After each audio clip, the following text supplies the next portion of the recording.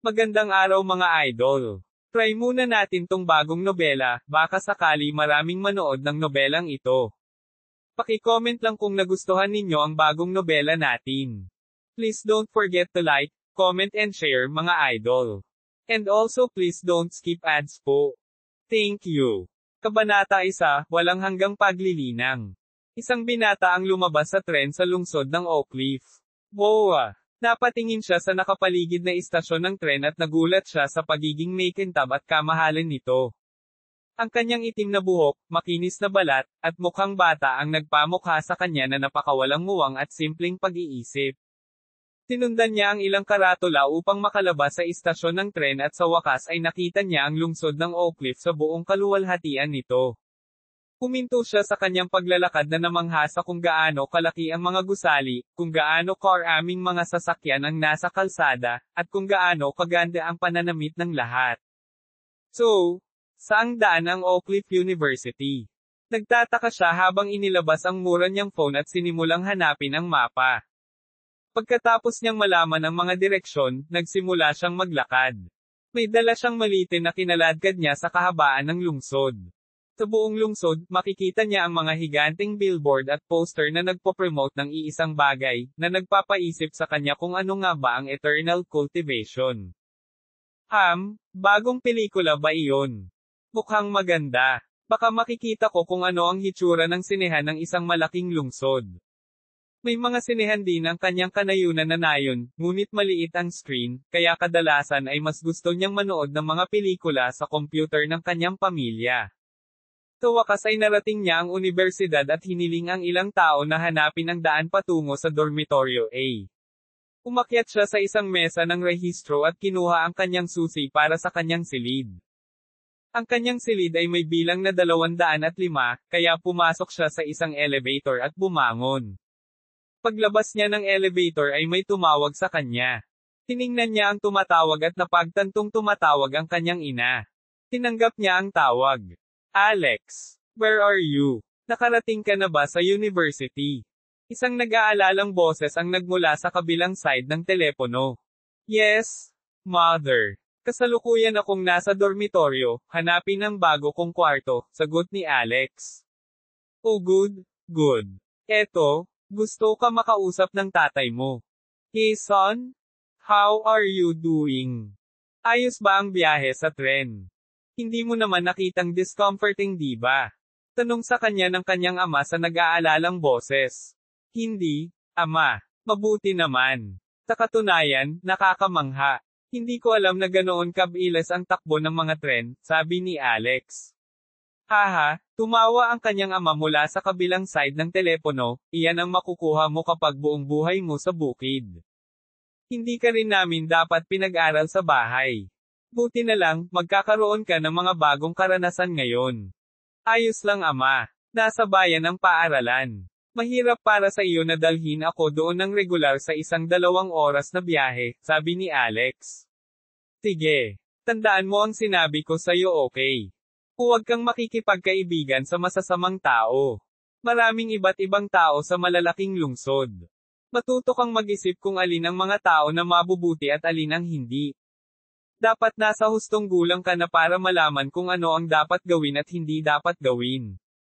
Uye? At dahil 18 ka na at kaya mo na, huwag kang pumunta sa mga stupid club na iyon, balita ko ay aksaya lang sila ng pera. Napangiti ng bahagya si Alex at sumagot, naiintindihan ko po, ama. Nako, nasa tapat na po ako ng kwarto ko. Tatawagan ko po kayo mamaya, bye. Sige, tatapusin ko na ang tawag. Oh, right. Tawagan mo si Hana at ipaalam na dumating ka na. Bye. Sabay na sabi ng kanyang ama at ina at pinatay ang tawag. Umakyat si Alex sa room 205 at binuksan ang pinto gamit ang kanyang susi. Pagbukas niya ng kwarto ay nagulat siya. Hindi niya akalain na may mga tao na pala sa kwarto niya. Sa loob ay may third binata, 2 sa kanila ay nakatayo at nag-uusap, habang ang isa ay tila natutulog. Ang kwarto ay may second bunk bed at 4 na closet. Aside from that, wala namang makita si Alex doon. Hello? Dito rin ba kayo nagstay sa kwarto? Tanong niya habang papasok. Oo, Ikaw ba ang bago naming kasama? Tanong ng isa sa mga tao. Oo, sabi ni Alex habang ipinakita ang susi na may numerong 205. Hello, my name is Alex Benton. Sabi niya habang naglalakad papasok. Oh, hi. My name is Eric and this is Matt, pagpapakilala ni Eric sa sarili at sa kausap. Hi, bati din ni Matt. Kadadating mo lang diba? So, I assume you haven't eaten anything yet. It's almost 3 p.m. Why don't you freshen up and we can go some afternoon lunch in the cafeteria? Tumango si Alex at nagpalit ng normal na sando at pantalon. Pumunta siya sa banyong nakadikit sa kwarto at naglinis ng sarili. Paglabas niya ay nakabangon na ang pangatlong lalaki. I'm sure kaya mo yan next time. Bumili ka na lang ng pill kung hindi mo kaya. I know, but those cost money. And I'm not really playing para kumita. Kung gayon kailangan mo lang umasa na magtagumpay ka sa susunod. Sa wakas ay nakita na ng lalaki si Alex. Hey, you the new guy. Hi, I am Logan. What's up? Hello? My name is Alex, sagot din niya. Pagkatapos, pumunta silang lahat sa cafeteria para kumuha ng makakain. Nagsimulang mag-usap ang tatlong tungkol sa pinag-uusapan nila sa kwarto at ikinalito nito si Alex. Hindi niya alam ang konteksto. Ano ba talaga ang pinag-uusapan nyo? Tanong niya. Eternal Cultivation, sagot ni Matt. Oh, the new movie. May nakita akong posters nito sa mga kalye. Sabi ni Alex na may mukha ng pangunawa. Napatingin sa kanya sina Matt, Eric, at Logan na may pagtataka. Pagkatapos ay sinabi ni Logan, ito ay hindi isang pelikula. Ito ang pinakamahusay na laro ng VR na umiiral.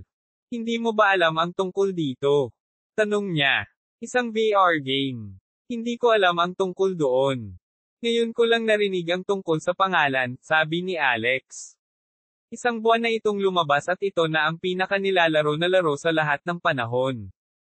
Bakit hindi mo pa ito narinig? Nagulat si Matt. Nako, baka kasi wala silang mga billboard at poster malapit sa farm. And I don't really get to be on the internet since I have to help my father with the work, sabi ni Alex. Well, you can play now. You really must experience it, sabi ni Eric.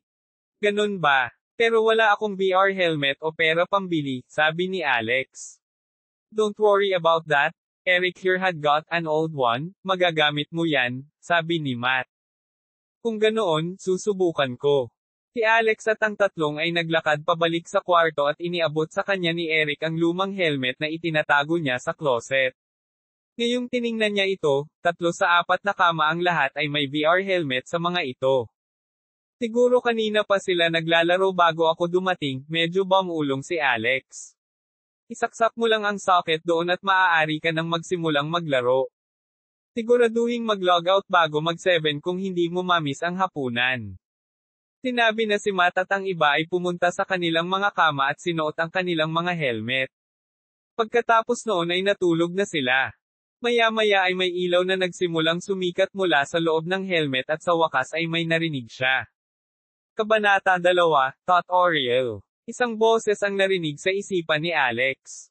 Dahan-dahan niyang iminulat ang kanyang mga mata para tingnan ang puting kawalan sa kanyang harapan. Nasaan ako? Ito ba ang laro? Naisip niya. May lumabas na customization menu sa harap niya. Tiningnan niya ang iba't ibang mga opsyon na posible at madaling nabigla. Nakita niya ang isang randomize button sa itaas at naklik ito ng walang pag-aalinlangan.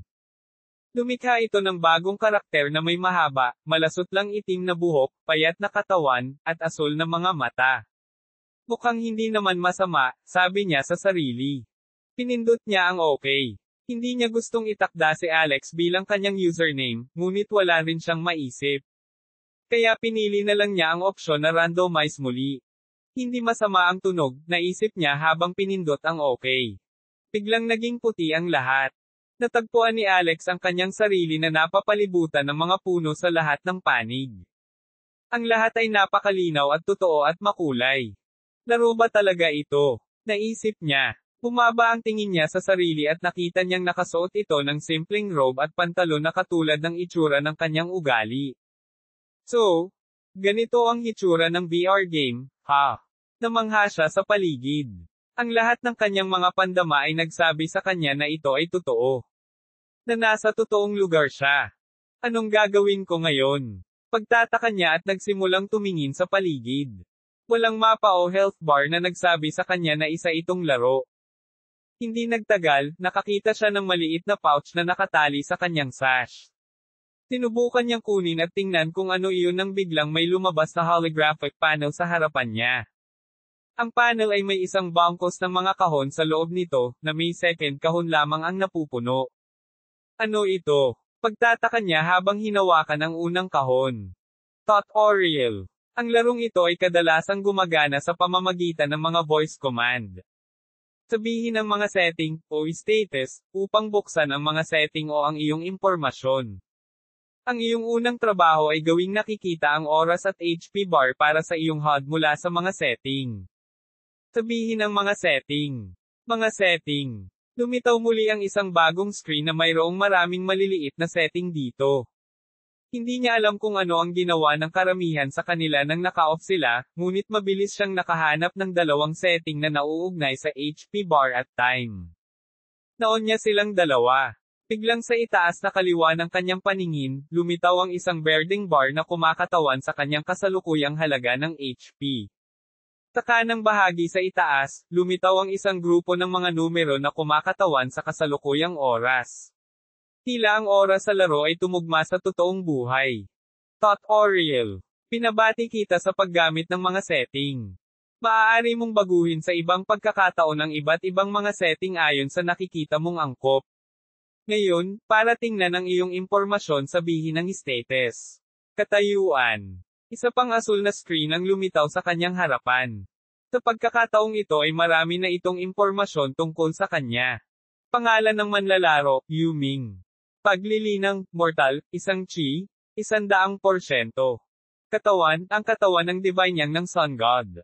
Talento, Diyos. Espiritual na ugat, 5 elemento yin yang ugat.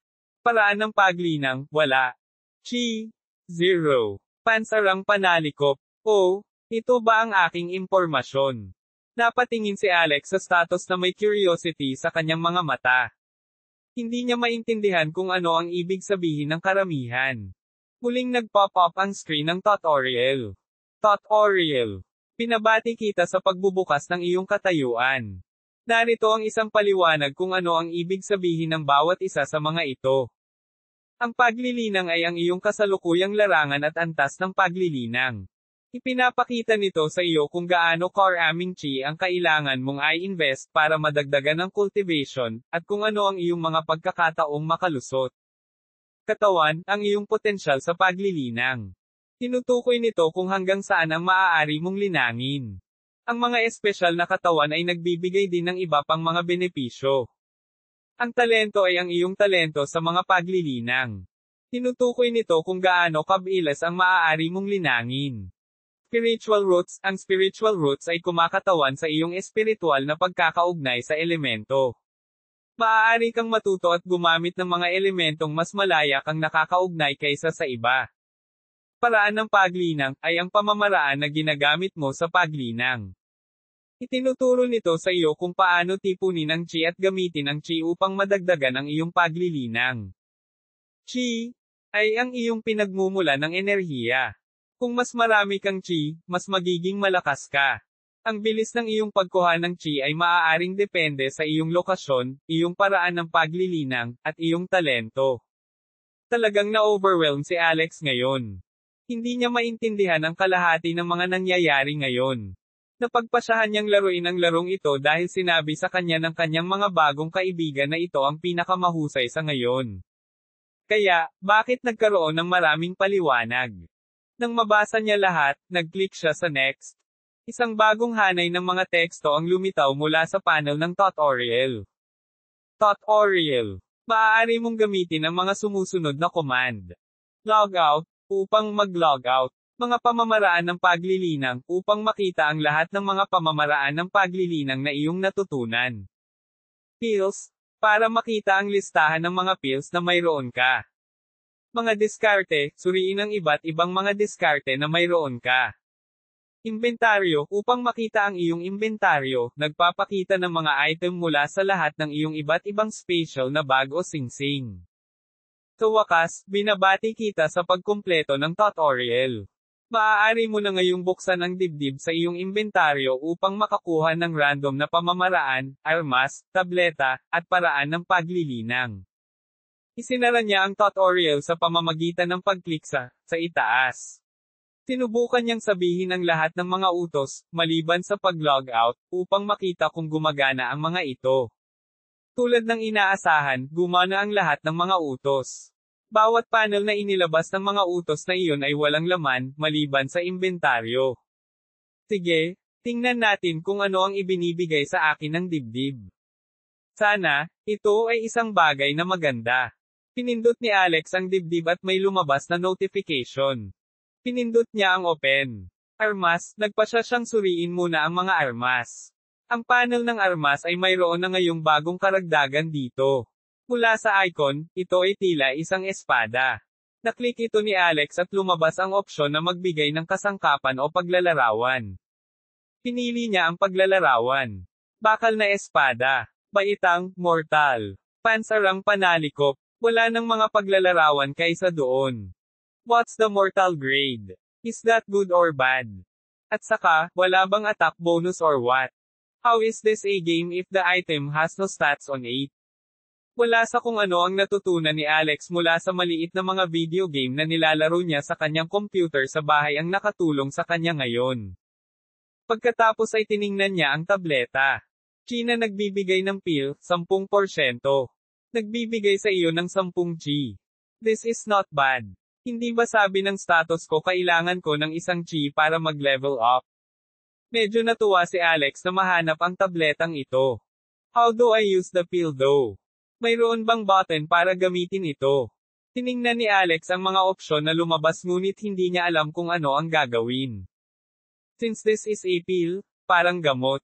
Kakainin ko na lang ba? Pagtataka niya. Whatever, eto na. Pop! Inilagay niya ang tableta sa kanyang bibig. Pagpasok pa lang nito sa kanyang bibig na parang natunaw ang tableta ay dumausdas ito sa kanyang lalamunan bago pa man niya napansin. Oh, tama ako. Mabilis niyang binuksan ang kanyang status page para tingnan ang pagbabago ngayon.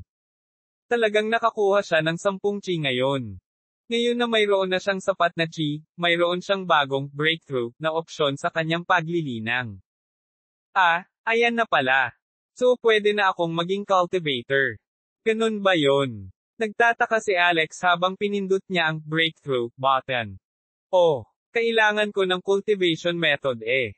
Let's check my cultivation method then. Pinuksan ni Alex ang kanyang page ng cultivation method at nakita ang icon ng libro sa panel. Ang pamamaraan ng paglilinang ay may paghihiwalay sa panel na hinati ang panel sa dalawang seksyon. Natutunan, at hande ng matuto. Ang aklat ay nasa seksyong hande ng matuto. Pinindot niya ito at lumabas ang dalawang opsyon. Matuto, at paglalarawan. Pinindot niya ang description. Paraan ng pagsipsip ng chi ng starry sky. Baitang, langit. Sumipsip ng 20 chi bawat minuto. Doble ang halaga sa gabi. Bo! 20 chi every minute. Nakakabaliw, isip ni Alex. Teka. Ibig sabihin hindi talaga masarap yung pill na kinain ko. Nagsimula na siyang magsisi kahit na kinakain niya ang tabletang iyon ngayon. Matutunan ko na ba ito ngayon? Naisip niya. Mabilis siyang bumalik sa parehong panel at nag-click sa Learn. Yes. Now I can break through right. Mabilis na itinakda ni Alex ang bagong paraan bilang kanyang pamamaraan sa paglilinang. Pagkatapos noon, nag-click siya sa Breakthrough. Kabanata 3, Lungsod. Pangalan ng manlalaro, Yuming. Paglilinang, Skin Tempering First Realm, 500 G, 100%. Katawan, ang katawan ng divine yang ng Sun God. Talento, Diyos. Espiritual na ugat, 5 elemento yin yang ugat. Paraan ng paglilinang, paraan ng pagsipsip ng chi ng starry sky. Chi, Sham. Pansarang panalikop. Kailangan ko ng 500 chi ngayon. Iyon ay, mabilis na ginawa ni Alex ang ilang mga kalkulasyon sa kanyang ulo, 25 minuto. Napakarami niyan. Kailangan ko bang gamitin ang teknik na iyon ng 25 minuto para lang mag-level up ng isang beses? Hindi ba napakasamang sistema iyon? Paano mamaya?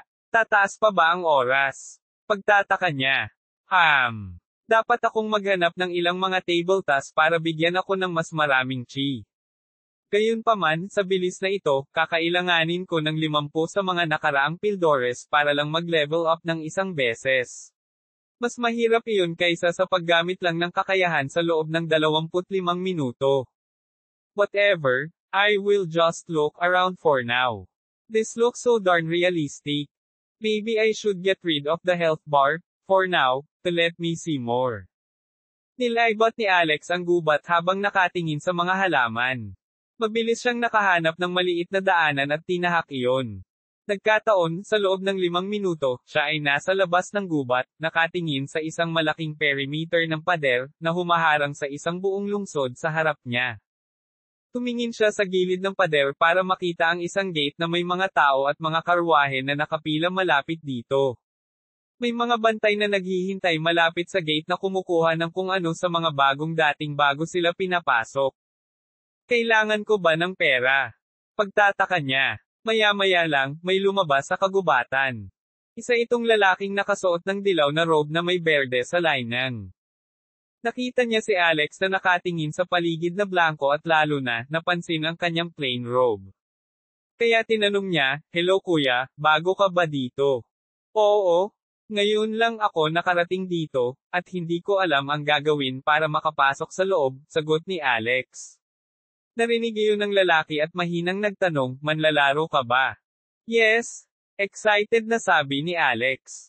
"Iso player siya all along ha." "Bueno, magtanim ka lang ng 1 oras o 2. Pagkatapos nito, sa sandaling magtagumpay ka, maaari kang manghuli ng mahihinang halimaw sa gubat, at ibenta ang kanilang mga katawan sa isa sa mga mangangalakal na laging dumadaan dito.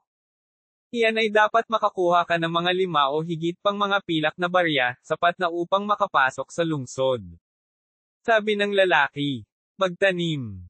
Ano yon?" tanong ni Alex. Tumingin sa kanya ng kakaiba ang lalaki. "Natutunan mo ang iyong cultivation method, right?" Tumango si Alex. "Kung gayon, maupo ka lang at magnilay-nilay. Ang iyong pamamaraan ng paglilinang ay mag-iisa," sabi ng lalaki. Pagkatapos noon, nagpaalam na siya at umalis sa lugar. Dahil nakalusot na ako, dapat pumunta na lang ako at pumatay ng hayop." Naglakad siya pabalik sa kagubatan na kanyang pinanggalingan. Gayunpaman, hindi nagtagal ay nakahanap siya ng hayop. Ang nilalang na nakilala niya ay may pangalang lumulutang sa ibabaw nito. "Wow! Mas mataas ito sa akin. Ipaglaban ko pa ba? Tiyak na mas malakas ang fox kaysa sa kanya." Nag-aalala si Alex at iniisip kung dapat niyang baguhin ang kanyang mga target. Level 1 pa lang ako, kaya dapat may protection mechanic sa laro na hindi ako hahayaang mamatay, di ba? Nagpasya si Alex na labanan ang fox. Mabilis niyang binuksan ang panel ng kanyang mga armas at nilagyan ang kanyang espada. Ang espada ay halos 2 metro ang haba at napakamahal ng hitsura. Sinubukan niyang sumulong, hindi napansin ng fox, ngunit panaginip lang iyon. Napakaraming bagay sa gubat na gumagawa ng ingay kapag naglalakad. Agad siyang sinunggaban ng fox nang makita siya nito. Sinubukan ni Alex na iugoy ang kanyang espada sa fox, at nauwi sa tama sa mukha nito. Umungol ang fox at umatras. Baka sa mukha nito ang galit habang umuungol. Muli itong tumalon sa kanya. Sa pagkakataong ito, sa halip na gamitin ang espada bilang isang espada, ibinaba iyon ni Alex ng malakas na parang pauwi na siyang nagpuputol ng kakahuyan gamit ang palakol. Core. Ano yon? Pagtataka niya. Kinuha niya ito mula sa kanyang inventaryo at tiningnan ito. Ito ay isang maliit na mapula-pula kayumangging globo na medyo magaspang sa pagpindot. Ito ba yung pil na kinain ko kanina? Pagtataka niya. Kamukha nito, kaya nag-assume siya. Kaya naman, walang pag-aalinlangan, inilagay niya ang core sa kanyang bibig at nilunok iyon. Oh wow! So it was a pill. Siguro kailangan kong hanapin pa ang mga fox na iyon. Malapit na siya sa lungsod, kaya nagpasya siyang huwag na lang. Sa halip, nagpasya siyang mag-breakthrough. Pinuksan niya ang kanyang status at tulad ng inaasahan, isang breakthrough button ang lumitaw sa kanyang cultivation line. Pinindot niya ang button. Mas mataas na siya ngayon. Muli niyang tiningnan ang kanyang status at napagtantong nandoon pa rin ang breakthrough button. Kaya naman, pinindot niya ulit ito. Muli niyang binuksan ang kanyang status page. Pangalan ng manlalaro, Yu Ming. Paglilinang, skin tempering third realm, 1,500 chi, 100%. Katawan, ang katawan ng divine yang ng Sun God. Talento, Diyos. Espiritual na ugat, 5 elemento yin yang ugat. Paraan ng paglilinang, paraan ng pagsipsip ng chi ng starry sky. Chi, 500. Pansarang panalikop. Pinuhat ni Alex ang bangkay ng Zoro at naglakad palabas ng kagubatan. Habang nasa daan, napagtanto niyang maaari niyang ilagay ang bangkay sa loob ng kanyang inventaryo. At gayon ang ginawa niya. Nakahanap siya ng daan patungo sa isa sa mga mangangalakal na nakapila. Pinasa niya ang pangalan, Victorious Snow Merchant Group. Ipinagpalit ng mangangalakal doon ang kanyang bangkay sa 10 pilak. Kinuha naman ito ni Alex at pumunta sa gate. Ang bantay pinto ay humingi sa kanya ng pagkakakilanlan o 2 pilak upang makapasok sa lungsod. Walang anumang bagay na makakapagpakilala sa kanya si Alex, kaya nagbayad na lang siya ng bayad at pumasok. Sinubukan niyang mag-log out pagkatapos pumasok sa lungsod, ngunit sinabi sa kanya ng laro na wala siya sa isang ligtas na lugar para mag-log out. Pagkatapos lamang magrente ng isang silid sa isang tavern ay sinabi sa kanya ng laro na ligtas na mag-log out. Kabanata 4, Alchemy. Iminulat ni Alex ang kanyang mga mata at dahan-daang dinama ang helmet ng hinubad niya iyon. Medyo maaga siyang nag-log out dahil hindi na niya alam kung ano ang gagawin sa laro at nagpas siyang umalis. Sinubukan niyang tumayo ng mabilis at tinamaan ang ulo niya. Aw! Napatingin siya sa nataman niya at in realization, ay tama. Wala ako sa kwarto ko.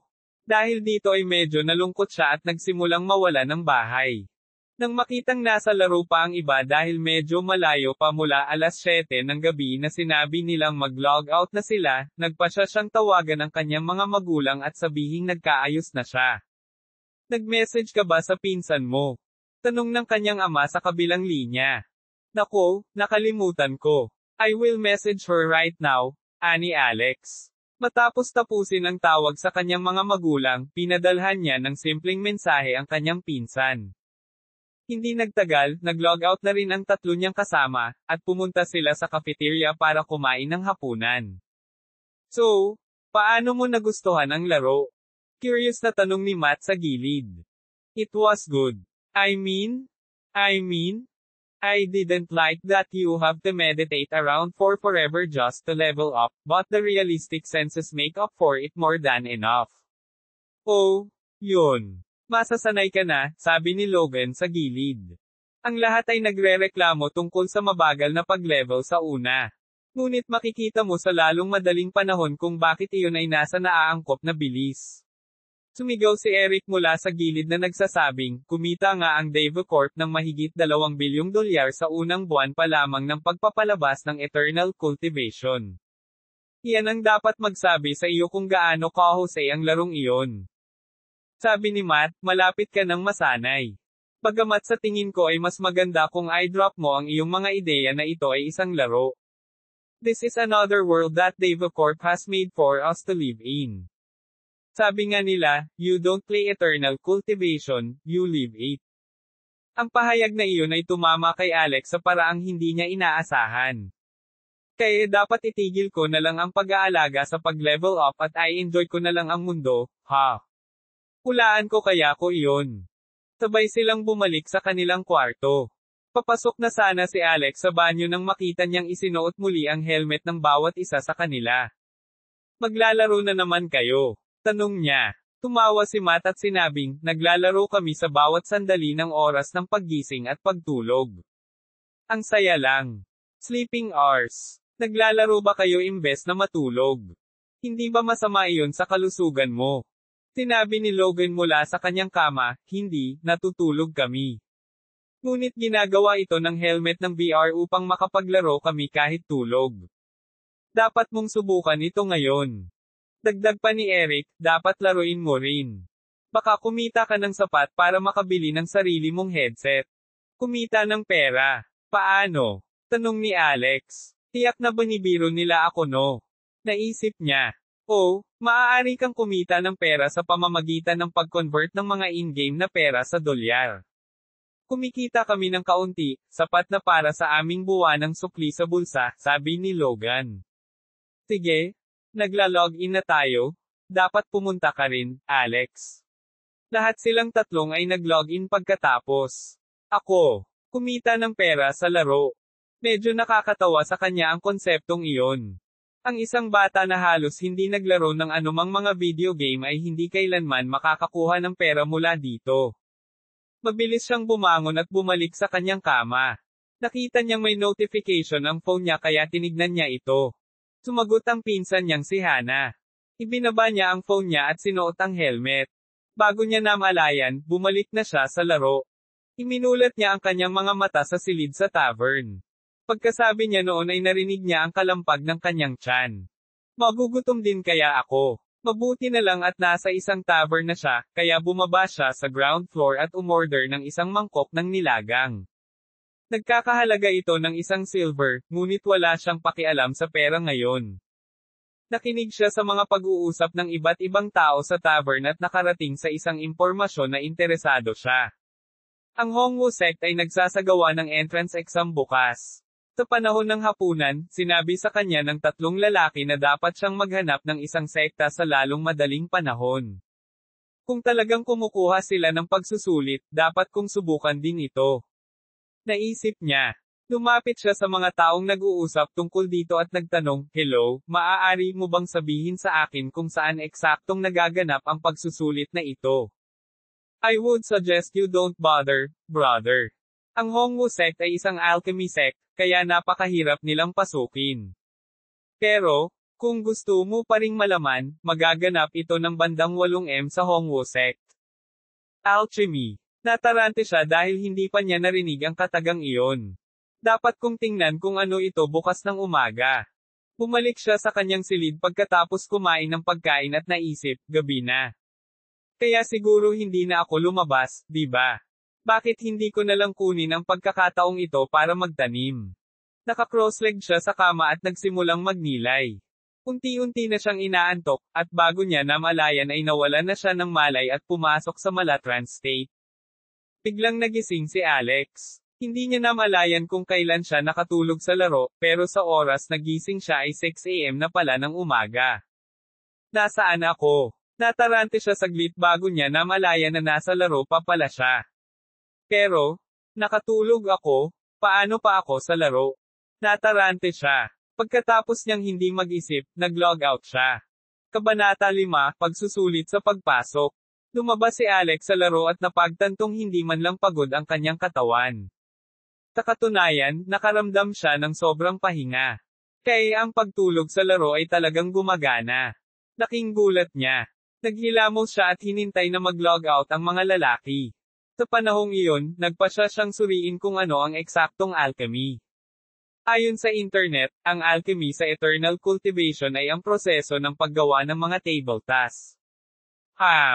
Kasama ng mga artifact, ang pills ay isa sa pinakamahal na item sa laro, eternal cultivation. Pinasa niya ang sinasabi sa kanya ng information outlet. Isinara niya ang kanyang telepono nang magsimulang magising ang kanyang mga kasama sa silid at mag-almusal. Pagkatapos ng almusal, gusto niyang bumalik sa laro, kaya ginawa niya. Tiningnan niya ang oras at napagtantong mayroon lamang siyang 45 minuto para makarating sa Hongwu sect. Nagmamadali siyang bumaba sa tavern at nagtanong sa tagabantay ng direksyon. Ang mga direksyon ng tagabantay ay simple. Hongwu sect sa north at Tiger sect sa timog ng Scarlet City.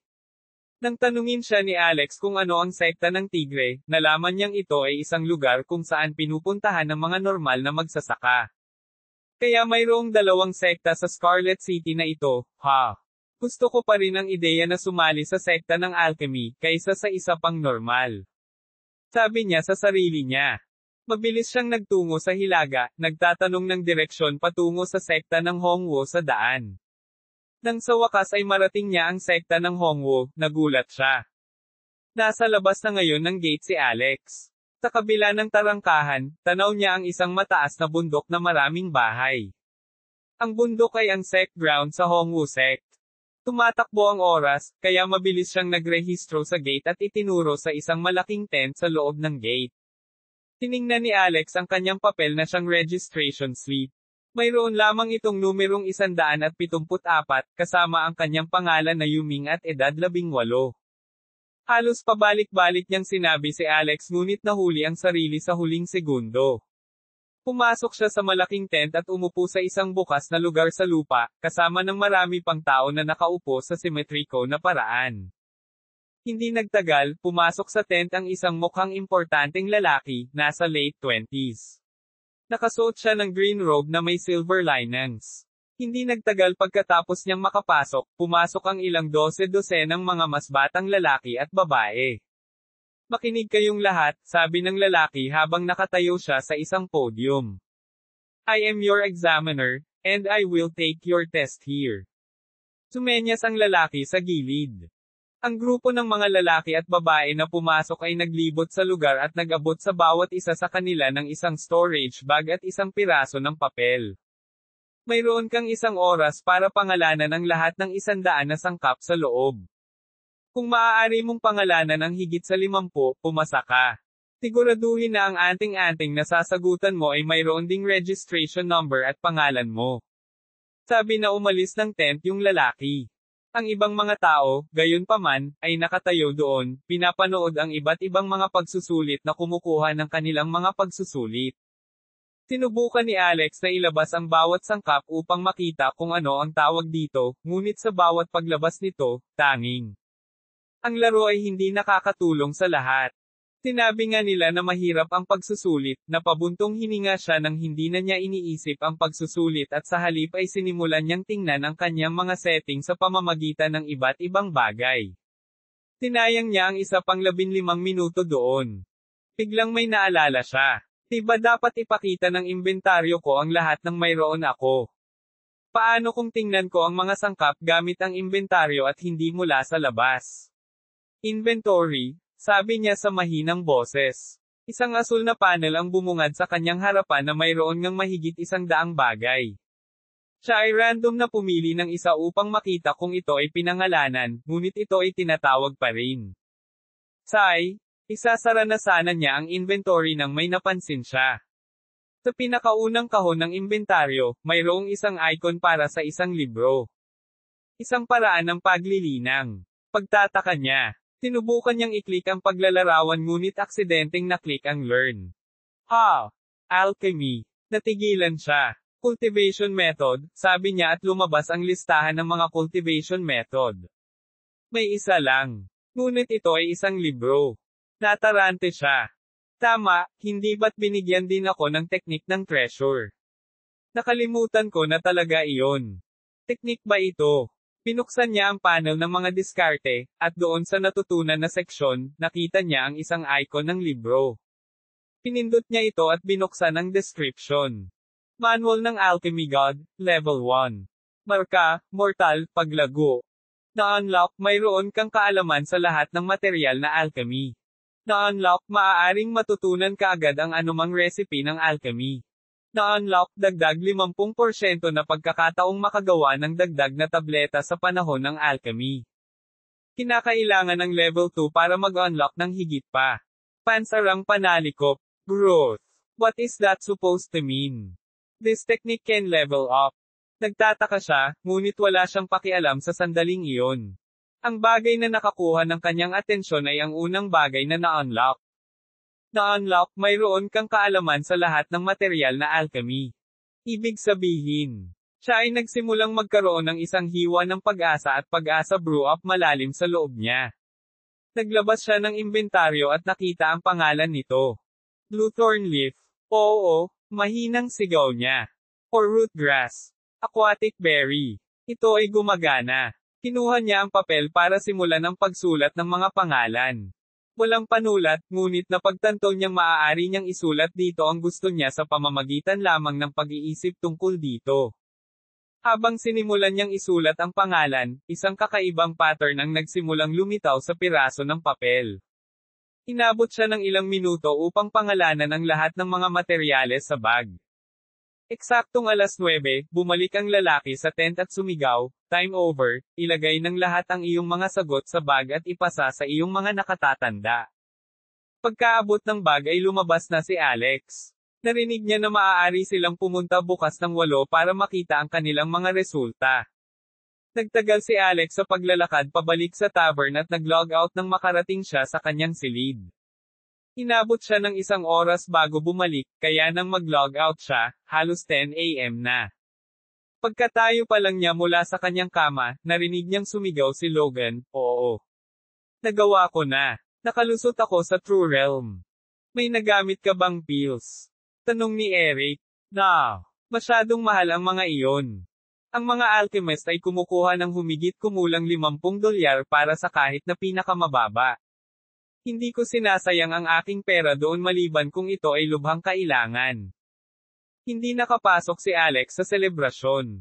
Sa halip ay tumingin siya sa kanyang phone na may bagong notification. Mensahe iyon ng kanyang pinsan. Kabanata 6, Mga Breakthrough. 1 PM noon sa araw. Ang araw ay lumampas sa zenith, at walang mga ulap na nakikita sa kalangitan. Dumating si Alex sa East Gate ng University. Tumingin siya sa paligid at mabilis na nakita si Hannah na nakatayo sa lilam, at lumapit sa kanya. Si Hannah ay nakasuot ng dilaw na sundress na may puting sombrero. Siya ay halos 170 centimeters ang taas at may payat na katawan. Hinubad niya ang kanyang sunglass nang makita niya si Alex na naglalakad palapit sa kanya. "Alex. Oh my God, look at you, you have grown up so much. Gaano na ba katagal simula noong huli kitang nakita?" 2 years. 3. Laking gulat ni Hannah nang makita siyang napakatangkad. "Hello, ate. I believe it's been 2.5 years since you guys last visited us. How are you?" Sagot ni Alex na may kasamang pagbati. "Oh, look at you being so formal. If you have to ask, I am perfectly fine. How are you? How are tita and uncle?" Nagsimula siyang magtanong tungkol sa kapakanan ng pamilya ni Alex. "Mabuti naman ako ate. Ayos din sina ama at ina." Sagot niya. "Halika, punta tayo sa cafe or something. Masyadong mainit dito sa labas." Sabi ni Hannah habang dinadala si Alex sa malapit na cafe. Namangha si Alex nang makita ang lahat ng magagandang bagay sa lungsod. Namangha siya nang makita kung gaano karaming tao ang palaging nasa lansangan, kahit na sa mainit na araw. Ang daming sasakyan at sasakyan, ang ilan ay hindi pa niya nakita. Ang matataas na gusali na halos mabali ang leeg mo para lang makita ang tuktok nito. Pakiramdam ni Alex ay labis na nalulula sa lahat. Pagkarating nila sa cafe ay pumasok si Hannah, sumunod naman si Alex sa likod niya. "Boa." Naramdaman ang mainit na hangin mula sa labas na agad na lumipat sa malamig na hangin mula sa aircon sa cafe, halos nagparinig sa kanya ng kanyang pagkamangha. Bihira na siyang pumunta sa mga lugar na may aircon, kahit kailan ay hindi siya ganito kaganda. Karamihan sa mga lugar na binisita niya pauwi ay may mga tagahanga sa halip na air conditioning. Lumapit si Hannah sa isang bakanteng mesa at sinabing, "Maupo ka rito, dadalan kita ng pagkain, ano ang gusto mong kainin?" Hindi alam ni Alex ang sasabihin. "Hindi ko alam kung ano ang masarap. Siguro ang ilang mga burger ay magiging masarap." Okay, umalis siya saglit at bumalik na may dalang 2 ng Setyembre ng burger at inumin. Nagsimula na silang kumain. "So, you are staying in a dorm, right? Nakipagkaibigan ka na?" Tanong niya. "Yeah. I have 3 roommates. They are friendly." Sagot ni Alex. Good. Good. Medyo matagal na nag-usap sina Alex at Hannah. Nalaman ni Alex ang ilang bagay tungkol kay Hannah. Tila siya ay kasalukuyang nasa kanyang 3 at huling taon sa kolehiyo. Nangungupahan siya ng isang lugar ilang blok ang layo mula sa unibersidad, kung saan siya at ang dalawang iba pa niyang kaibigan ay nakatira ng magkasama.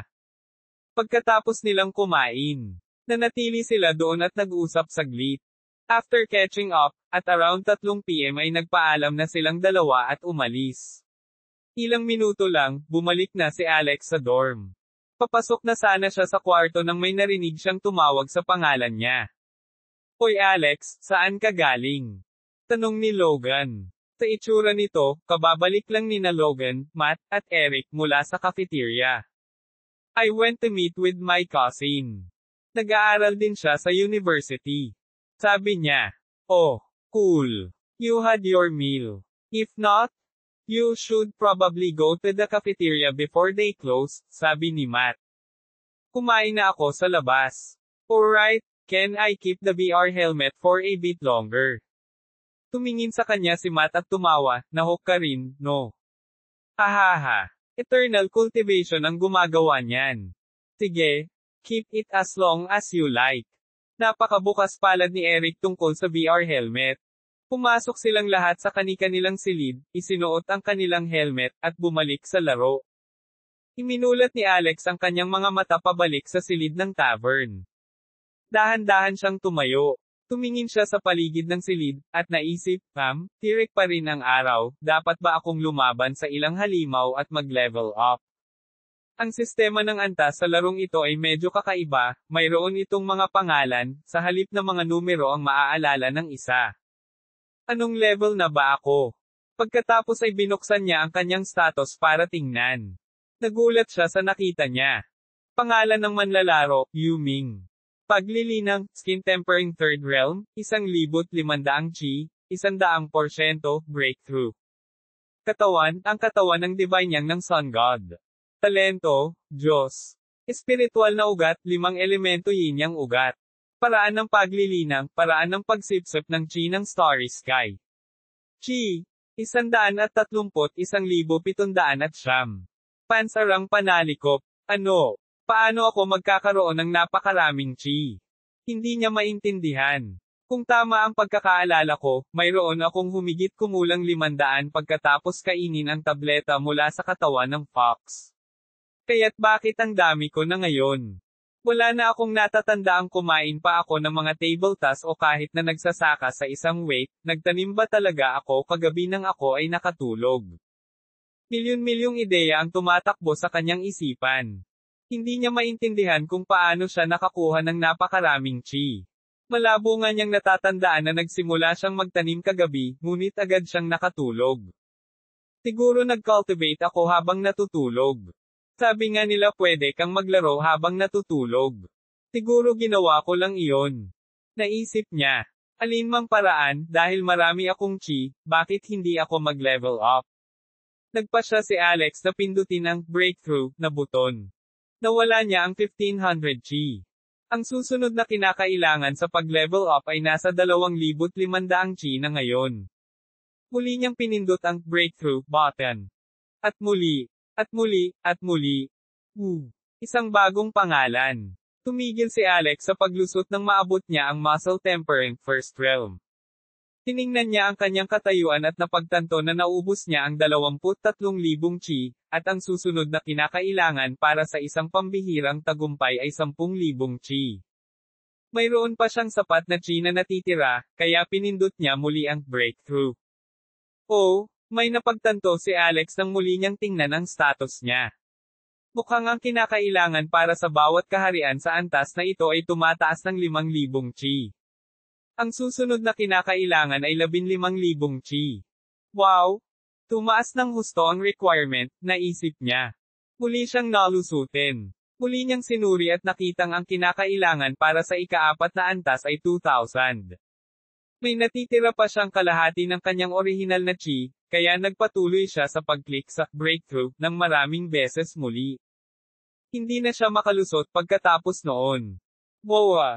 May kakaibang pakiramdam si Alex sa kanyang katawan.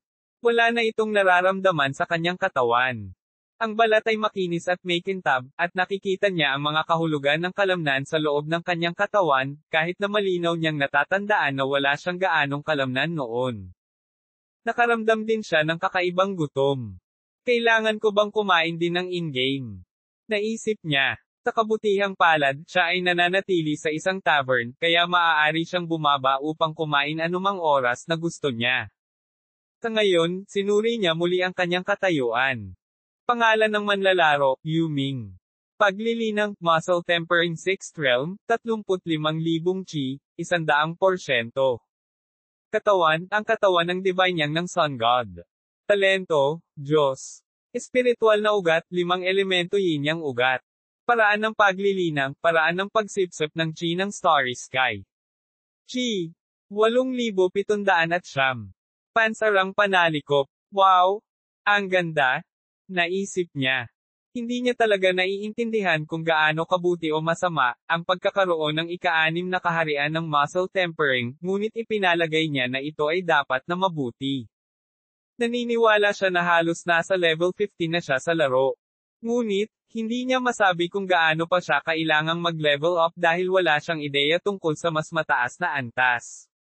Napagpasyahan niyang itago ang mga kaisipang iyon sa kanyang isipan at bumaba para kumain. Kumuha siya ng masarap na pagkain para sa isang pilak at kinain ito ng may kasiyahan. Pagkatapos niyang kumain ay lumabas na siya ng tavern. Tao, kung ang laro ay nangangailangan sa akin na kumain, at ang pagkain ay nagkakahalaga ng isang pilak sa bawat oras, ako ay mawawala ng oras. Malamang mas kailangan kong manghuli ng mga halimaw na iyon. Naisip niya. Naglakad siya papunta sa mga tarangkahan ng lungsod at nakita niya ang mga bantay doon na sinusuri ang mga taong pumapasok at lumabas. Lumapit siya sa isa sa mga gwardya at tinanong kung kailangan niyang magbayad ng isa pang 2 pilak para sa pag-alis ng lungsod sa loob ng ilang oras. Sa kasamaang palad, ginawa niya.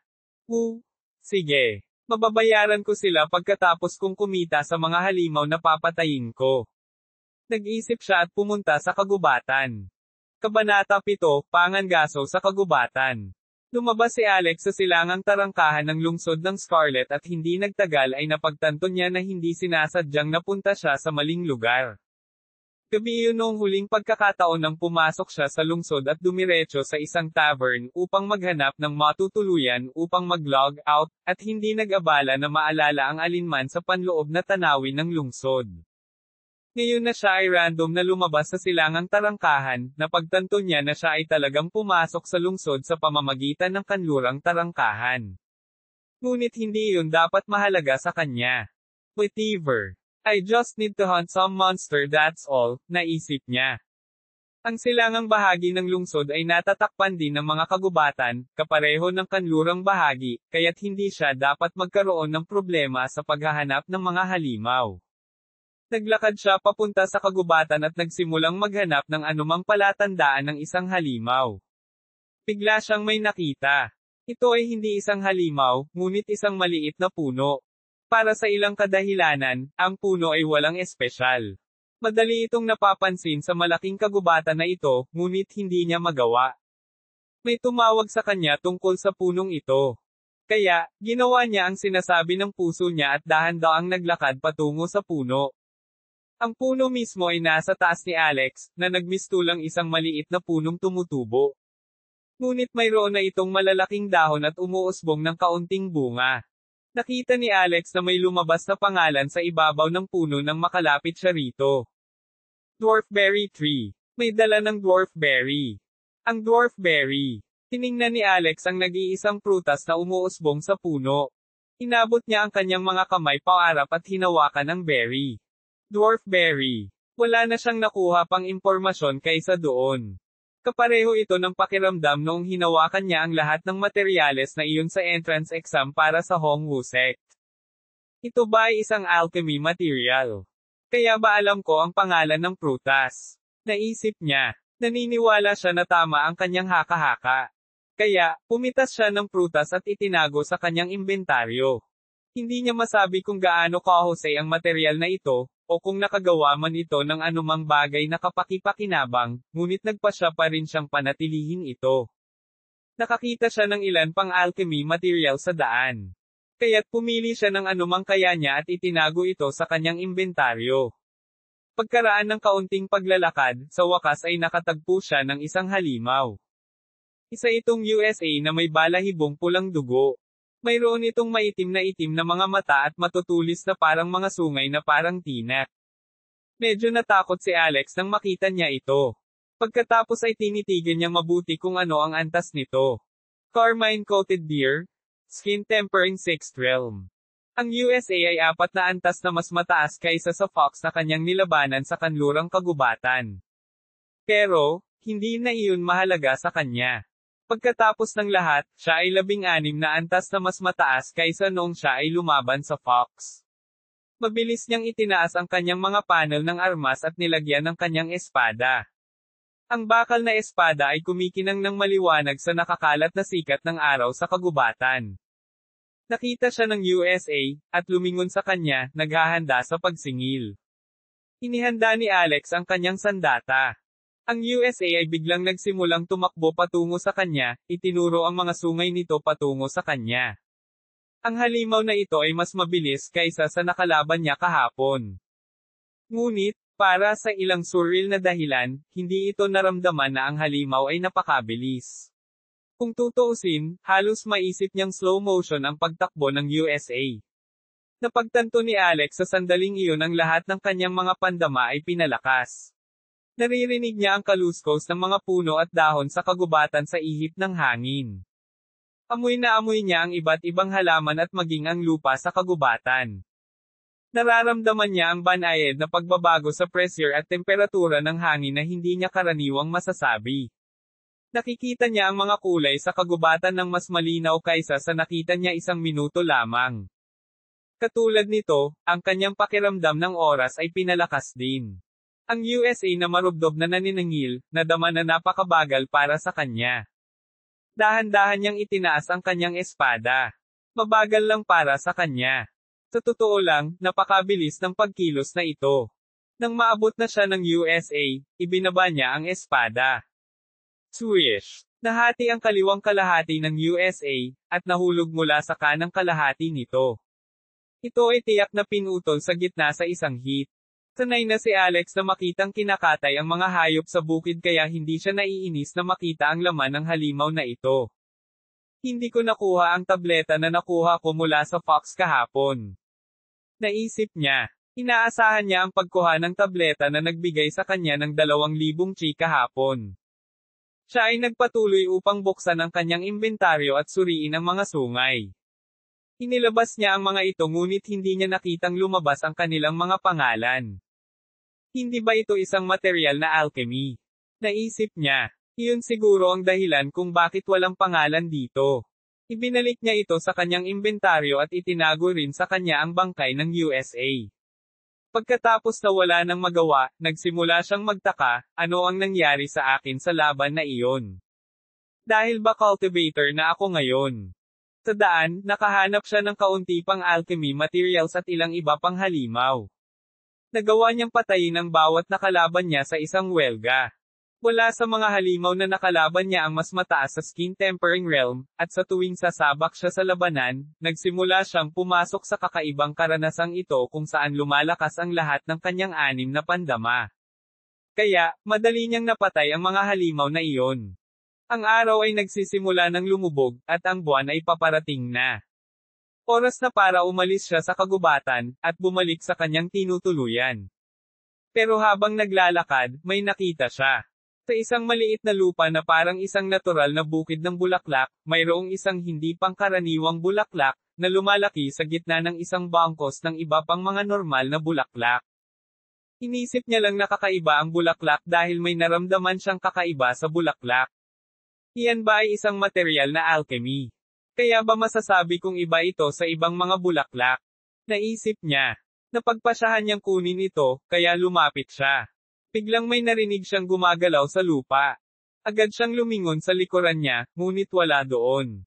Dahan-dahan siyang tumingin sa kaliwa niya at sinimulang i-scan ang lupain gamit ang kanyang mga mata. Ngunit, bukod sa mga halaman at puno, wala siyang ibang makita sa kagubatan. Kaluskos. Kaluskos. Naroon pa rin ang tunog. Tumingin siya sa lupa at nakita niya ang isang maliit na kayumangging ahas na dumula sa mga nahulog na dahon. Agad naman siyang napaatras. Ang pagkakaroon ng trabaho sa isang sakahan ay hindi nangangahulugan na hindi na siya natatakot sa mga ahas. Ang isang laro ay walang pagbubukod. Lalo na ang isang kasing realistiko nito. Pero, hindi siya maka-atres. May kung ano tungkol sa bulaklak na iyon na nagpaisip sa kanya na ito ay masyadong mahalagang laktawan. Kaya, inihanda niya ang kanyang espada. Ang dumulas na ahas ay tuluyang nagpakita ng kanyang sarili at ngayon ay diretsyong nakatingin sa kanya. Tiningnan ni Alex ang pangalang lumulutang sa ahas at napangiwi. Ang pangalan mismo ay hindi ang problema, ito ay ang paglilinang. Earth Snake? Muscle Tempering Third Realm.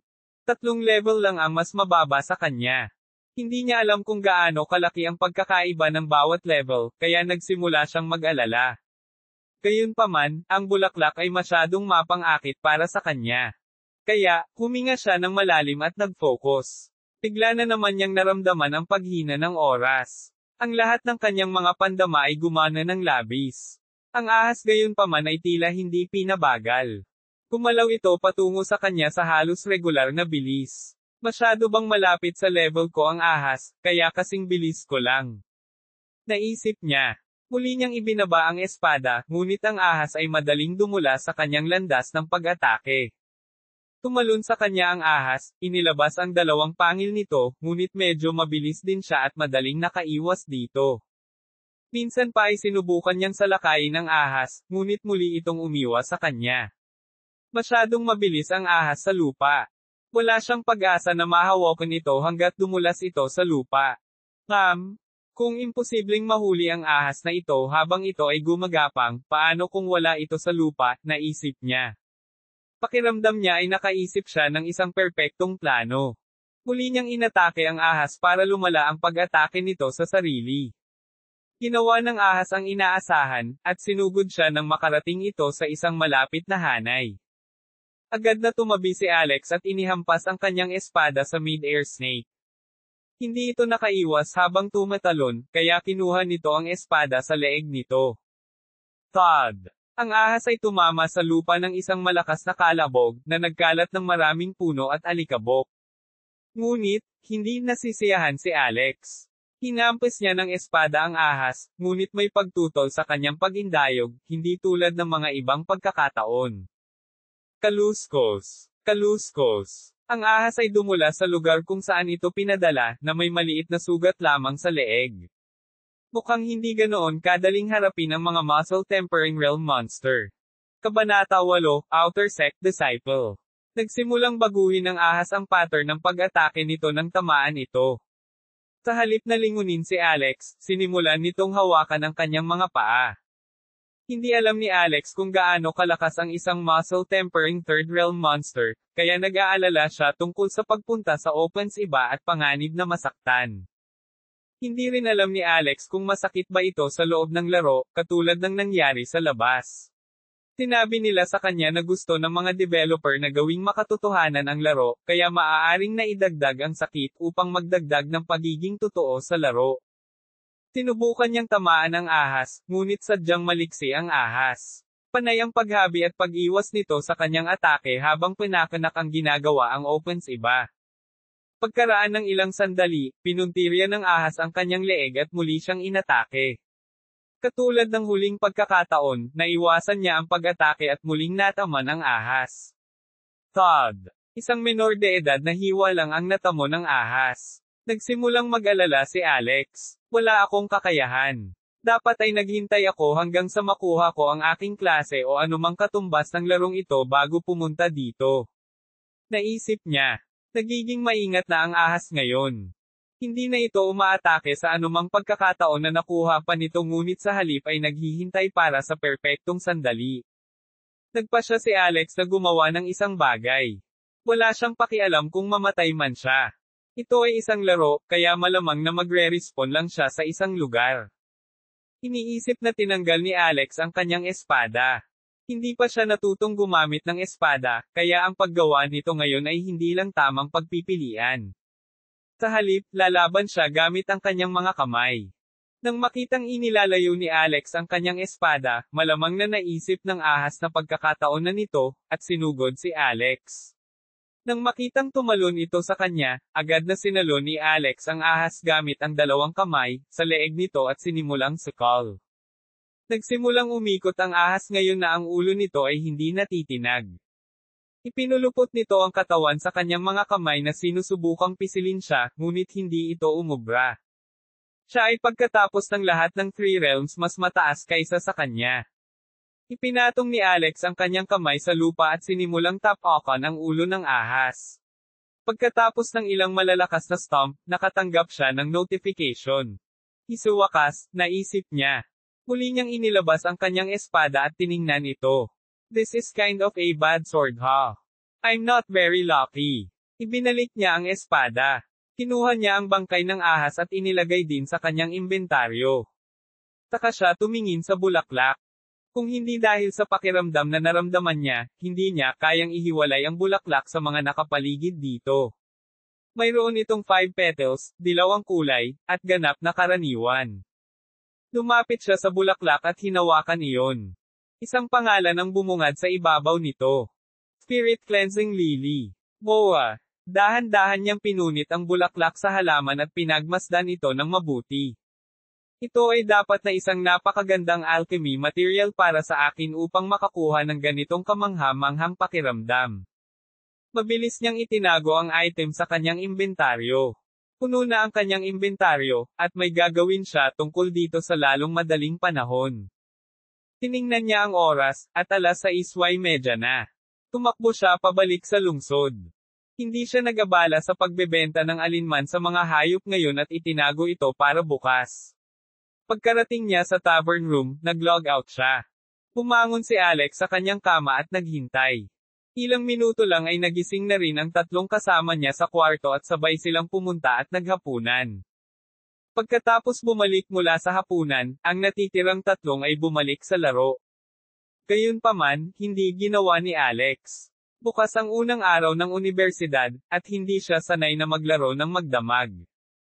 Kaya, tinawagan niya ang kanyang mga magulang, nakipag-usap saglit, nag-internet saglit, at pagkatapos ay natulog. Nagising siya bandang 7 AM. Gising na sina Logan at Matt, kaya hinintay nila si Eric, at nag-almusal. Pagkabalik niya ay tumingin siya sa oras. Mga 7:20 AM noon.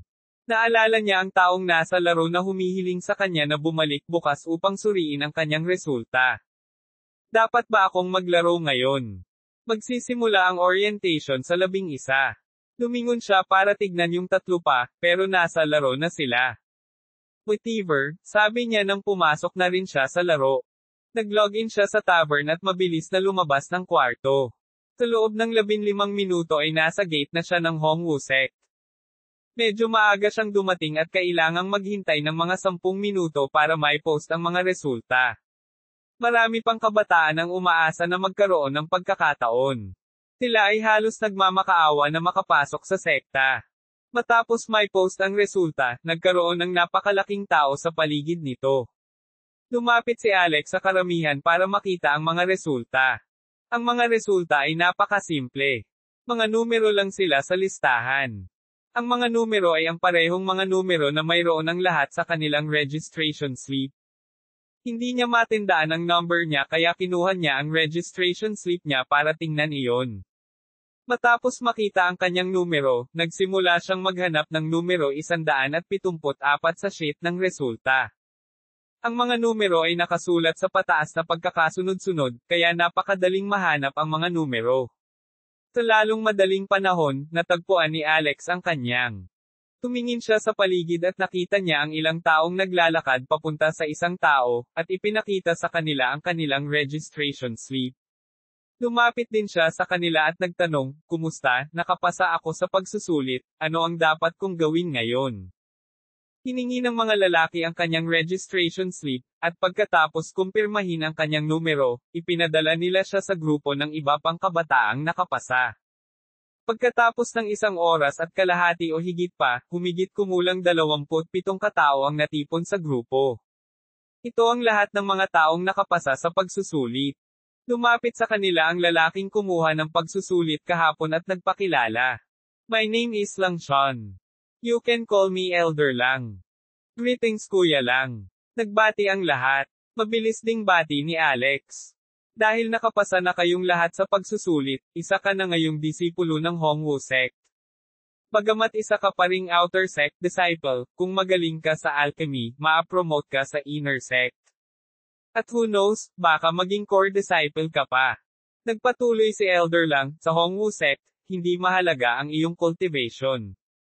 Tanging ang iyong talento, kaalaman, at passion ang magpapasulong sa iyo dito.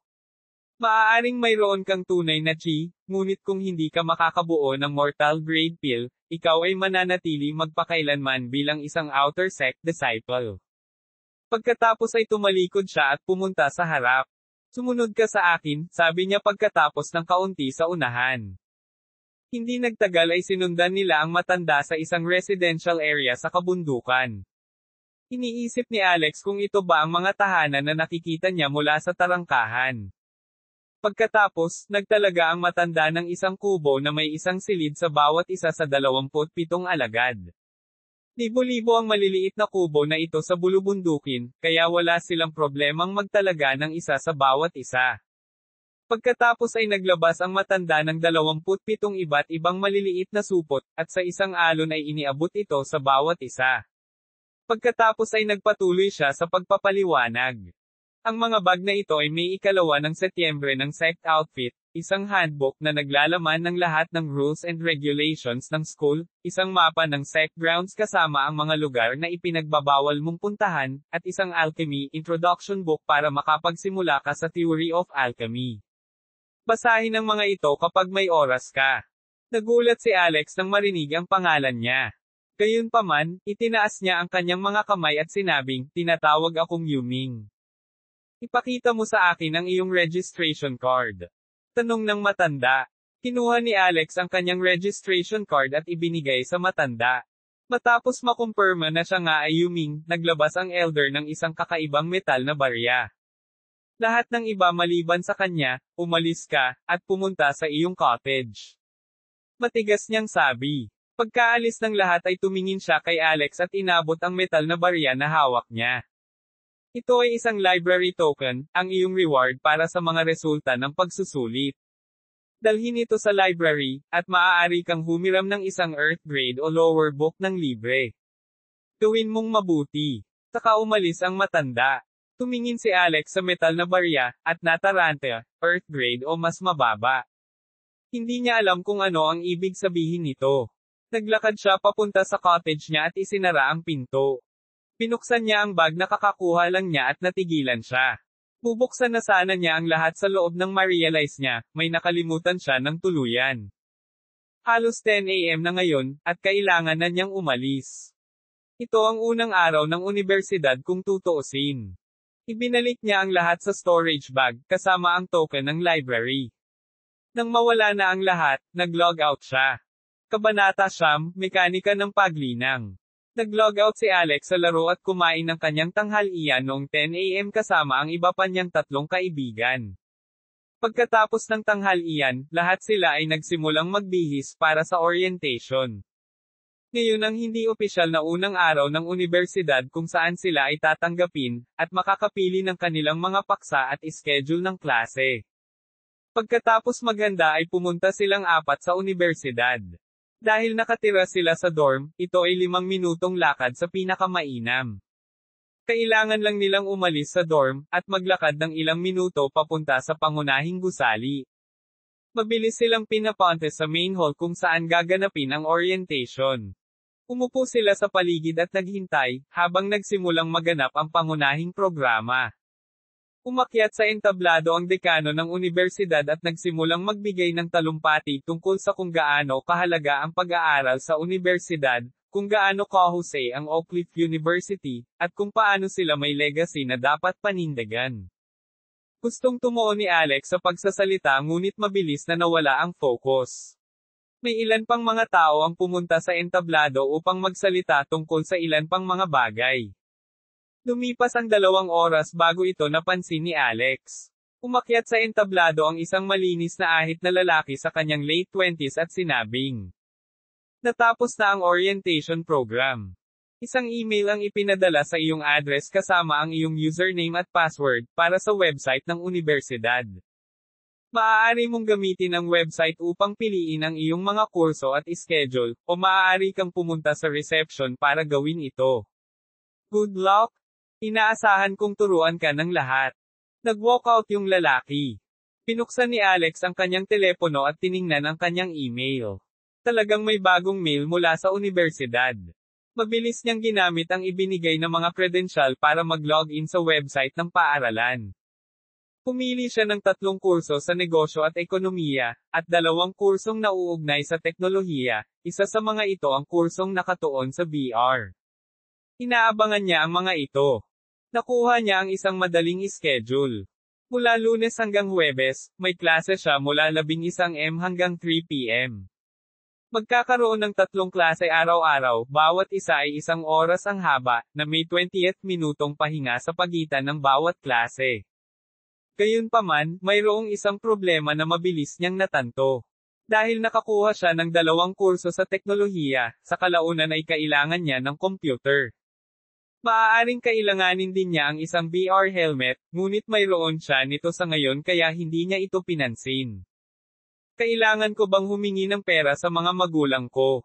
Nagsimula siyang magsisi sa pagkuha ng mga klase sa teknolohiya. Ang kanyang mga magulang ay ipinadala sa kanya sa unibersidad dahil lamang sila ay libre. Ngunit hindi nila inisip ang mga karagdagang pangangailangan na maaaring mayroon siya. Paano ang tungkol sa paggawa ng pera mula sa laro? Kung ang paggawa ng mga table tasks ay ang pinakamahusay na paraan upang kumita ng pera sa laro, dapat kong malaman ang higit pa tungkol dito. Naisip niya. Alex, tapos ka na? Tanong ni Matt sa gilid. Ha? Oo? Tapos na ako. Aalis na ba tayo? Tanong niya. Oo. Terrace sa cafeteria. Nga pala, anong klase ang napili mo? Tanong ni Matt. Pinuksan ni Alex ang phone niya at ipinakita sa kanya ang schedule. Mo, ang swerte mo. I think baka kailanganin ko ng bawasan ang mga laro ko simula ngayon.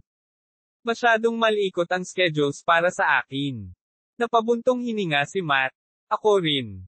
May klase ako ng 7 tuwing Biyernes. Kahit papaano ay masusuklam ako ng university sa Biyernes, di ba? Sabi ni Logan sa gilid. Well, sucks to be you guys. Cause mine is pretty good, sabi ni Eric sa gilid. Ang kanyang schedule ay tila katulad ng kay Alex. Pumunta sila sa cafeteria para kumain ng tanghalian at mabilis na bumalik sa kanilang kwarto. Para bang may ginagawang kalapastanganan, ang 3 magkakaibigan ay tumalon sa kanilang mga kama nang makarating sila sa kanilang silid at nagsimulang maglaro ng kanilang mga laro. Pinalitan ni Alex ang kanyang damit ng mas libre at umupo sa kanyang kama. Gusto na rin niyang pumasok agad sa laro. Pero, hindi niya kaya. Dati, nabighani lang siya sa laro at gusto niyang laruin ito ng basta-basta. Pagkatapos, nang malaman niya ang tungkol sa mga table tasks na kumikita ng maraming pera, gusto niyang maglaro ng laro dahil gusto niya ang pera. Pero ngayon, iba na. Hindi na niya gusto ang pera. Kailangan niya ito. Kaya, hindi na siya maaaring manatiling ignorante tungkol sa mga laro.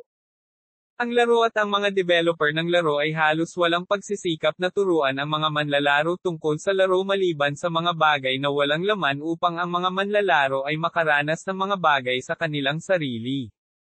Gayunpaman, ang mga manlalaro ay hindi gaanong inconsiderate at lantarang nag-post ng mga bagay-bagay tungkol sa kung ano ang kanilang natutunan o natagpuan. Sa katunayan, mayroong isang buong forum tungkol dito. Mayroong ilang nakapi na mga post sa forum, ngunit ang pinakaunang isa ay nakakuha ng mga mata ni Alex. Mayroon lamang itong 2 salita sa pamagat, huwag mamatay. Nagtataka na binuksan niya ang post at natutunan ang mga nakakagulat na bagay. Kung namatay ka sa laro, ang iyong karakter ay tatanggalin, at kailangan mong magsimulang muli. Ang ilang mga komento ay nagsabi na maaaring ito ay upang bigyan ang mga manlalaro ng isang reincarnation na pakiramdam. Ang sumunod na natutunan niya ay tungkol sa paglilinang. Ang paglilinang ay ang antas na katumbas ng mga larong ito. Mula sa natutunan ng mga manlalaro, ang cultivation realms ay nahahati sa 3 bahagi. Ang self-tempering realm, o karaniwang kilala rin bilang common chi realm. Ang pangalawa ay ang True Chi Realm, kung saan ang karaniwang chi ng isang tao ay tumaas upang maging True Chi. Ang pangatlo, na kadalasang sabi-sabi, ay ang kaharian ng santo. Ang totoong Chi Realm ay may 5th realm bawat isa na may 9th na level din. Sila ay tunay na disipulo, tunay na guro, tunay na Panginoon, tunay na hari, at tunay na emperador. Hindi pa alam ng mga manlalaro ang Saint Realm. Ang pinakamataas na kilalang cultivation sa mga manlalaro ay True Master 5th Realm. Siyempre, marami ang nagtatago ng kanilang paglilinang, naglalaro ng palihim. Kabanata 10, higit pang pag-aaral. Ang susunod na bagay sa listahan ay ang sistema ng pagmamarka. Ang post ay nagbigay ng pangkalahatang impormasyon tungkol sa iba't ibang grado na ginamit ng mga magsasaka sa Eternal Cultivation. May 4 na grado na alam ng publiko sa ngayon. Sila ay Mortal, Earth, Heaven, at Immortal. Ang Mortal ang pinakamababa sa mga grado, at ang Immortal ang pinakamataas. Ang mga sistema ng pagmamarka na ito ay inilapat sa iba't ibang mga item, forma scion, artifact, table task, pamamaraan ng paglilinang, pamamaraan, at maging ang talento mismo ng isang magsasaka. Talent din. Pero God grade ang talent ko. Hindi pa ba alam ng publiko ang pagkakaroon ng God grade? Tiningnan niya ang mga komento ngunit wala siyang nakitang grado sa Diyos. Gayunpaman, may ilang komento na nagsasabing alam nilang may mas mataas na grado, kaya lang hindi nila alam ang pangalan nito. That must be the God grade. It can't be I am the only person with a God grade, right?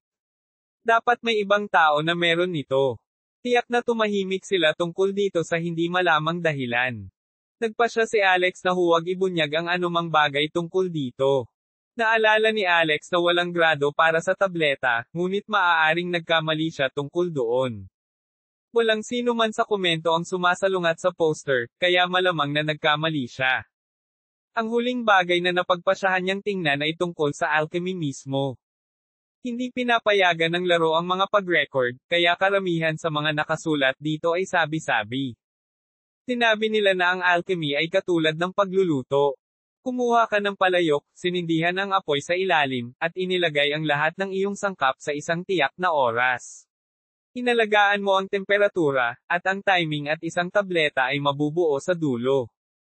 Siyempre, hindi ganoon ka-simple. Kailangan mo ring malaman ang mga diskarte sa alchemy upang maayos na pagsamahin ang lahat ng chi at energies sa mga sangkap upang hindi masunog ang mga ito, o sa mas masahol pang mga kaso, sumabog ang mga ito. Kapag matagumpay kang nagawa, isang tableta ang mabubuo. Nagpasya si Alex na suriin kung para saan ang mga table task na karaniwang ibinebenta, ngunit natagpuan na ang impormasyon ay hindi nakakatulong sa ngayon dahil hindi niya alam kung ano ang alinman sa mga table task o ginawa. Hulaan ko titingnan ko pagkatapos kong matuto ng kaunti pa sa laro. Matapos suriin ang ilan pang mga bagay sa forum, nag-login siya sa laro. Iminulat ni Alex ang kanyang mga mata sa kanyang maliit na cottage. Halos alas 4 na ng hapon, kaya naupo siya at nagpasyang tingnan ang iba't ibang gamit na nakuha niya kay Kuya Lang. Mayroong 6 na bagong item sa inventaryo ngayon. Ang unang 2 item ay mga damit. Nagpasya siyang magpalit ng damit ng sekta. Nakasuot na siya ngayon ng mapusyaw na berding robe na may bronze lining sa mga gilid. Tapos tinignan niya yung 4 pang items. Isa sa mga item na iyon ay ang token para sa library. Ang 3 naman ay parang isang rectangular na papel, hindi katulad ng sinulatan niya ng kanyang mga sagot noong entrance test. Tila anting-anting ang tawag dito ng sistema. Kinuha niya ang isa sa mga anting-anting at nagpasyang basahin ito. Ang anting-anting ay may kaparehong hindi nababasang mga squiggly na linya na lumitaw sa anting-anting kung saan isinulat niya ang kanyang mga sagot.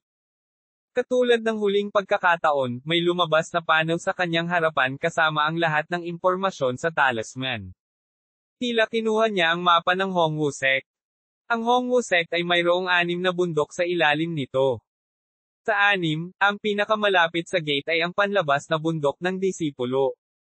Ang mga katabing bundok sa panlabas na bundok ng disipulo ay ang Inner Disciple Mountain sa kaliwa, at ang Core Disciple Mountain sa kanan. Sa tapat ng bundok ng Outer Disciple ay ang bundok kung saan nakatira ang pinuno ng sekta. Ang bundok ng pinuno ng sekta ay napapaligiran ng dalawa pang bundok na pinangalan ng mga hardin ng alchemy. Sa gitna ng lahat ng anim na bundok ay ang lambak, na siyang pangunahing bakuran ng sekta. Dito nagpunta ang mga alagad ng sekta upang matuto, magsanay, gumawa ng mga table tasks, bumili ng mga table tasks, at iba pa. Ang matanda ay nanirahan din sa lambak. Wow! Kailangan ko bang maglakad ng labis sa lahat ng oras? Ang pag-akyat at pagbaba ng mga bundok ay magtatagal ng maraming oras. Nag-aalala siya kung gaano karaming oras ang sasayangin niya sa paglalakad lang sa sekta. Ibinalik niya ang mapa anting-anting at naglabas ng isa pang anting-anting. Ito ang rulebook para sa sekta. Mayroong 4 na tuntunin para sa mga alagad ng panlabas na sekta. Ang mga alagad ng panlabas na sekta ay hindi pinahintulutang bisitahin ang panloob na sekta at ang mga pangunahing disipulo sa mga bundok ng walang mahigpit na pahintulot mula sa mga elder. Kung sila ay matagpo ang gumagala sa alinman sa iba pang mga bundok, sila ay paparusahan ng naaayon. Ang mga alagad sa labas ng sekta ay hindi pinayagang pumunta sa mga ipinagbabawal na hardin ng alchemy at sa bundok ng pinuno ng sekta. Kung sila ay matagpuan kahit saan malapit, sila ay agad na paalisan.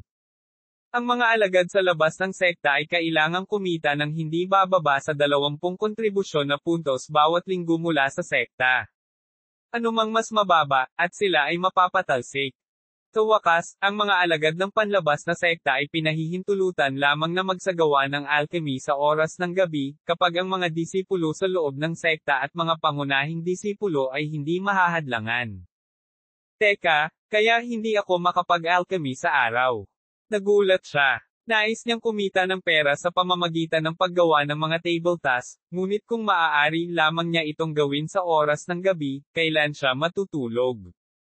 O teka, sa labas ka daw matulog habang naglalaro ka sa gabi. Baka hindi naman ito magiging problema. Sandali siyang nag-alala bago nakahinga ng maluwag. Isa pang bagay na ikinalito niya ay ang pagbanggit ng contribution points. Ano ang mga kontribusyon na puntos? Kung sasabihin ko sa pangalan, dapat itong mga puntos na nakukuha ko sa pamamagitan ng kontribusyon sa sekta. Ngunit ano ang magagawa ng isang alagad sa labas ng sekta na maituturing na kontribusyon? Sana ay hindi na ako magwalas at mamulot ng basura.